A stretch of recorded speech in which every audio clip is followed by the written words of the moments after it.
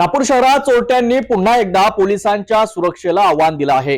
कोतवाली police station हद्दीतील Ram cooler चौक परिसरात असलेल्या श्रद्धा फरसान दुकानात अज्ञात आरोपीने घुसखोरी करत लाखोंचा मुद्देमाल लंपास केल्याची धक्कादायक घटना समोर आली आहे। नेमकं काय घडलं पाहूया सविस्तर रिपोर्टमध्ये। कोतवाली पोलीस स्टेशनच्या हद्दीत येणाऱ्या राम कुलर चौक परिसरात असलेल्या श्रद्धा फरसान या दुकानात अज्ञात आरोपीने मध्यरात्रीच्या सुमारास चोरी केल्याची घटना उघडकीस आली आहे।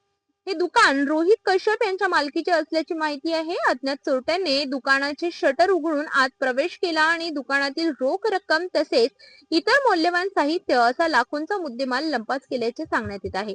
विशेष म्हणजे ज्या परिसरात ही घटना घडली त्या ठिकाणचे आजूबाजूचे सीसीटीव्ही कॅमेरे बंद असल्याचे तसेच स्ट्रीट लाईट देखील बंद असल्याची माहिती समोर येत आहे। त्यामुळे परिसरात सुरक्षा व्यवस्थेवर प्रश्नचिन्ह निर्माण झाले आहेत। मात्र दुकानाच्या आत लावलेल्या सीसीटीव्ही कॅमेऱ्यात चोरीची संपूर्ण घटना कैद झाली असून या फुटेजच्या आधारे पोलीस आरोपीचा शोध घेत आहे। घटनेची माहिती मिळताच कोतवाली पोलीस घटनास्थळी दाखल झाली असून त्यांनी पंचनामा करून गुन्हा नोंद केलाय। तसेच या घटनेचा पुढील तपास त्यांनी सुरू केलाय। या घटनेमुळे व्यापाऱ्यांमध्ये भीतीचं वातावरण निर्माण झालंय।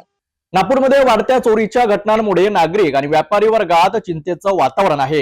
या प्रकरणात पोलीस लवकरच आरोपीला अटक करतात का याकडे आता सर्वांचं लक्ष लागलं आहे।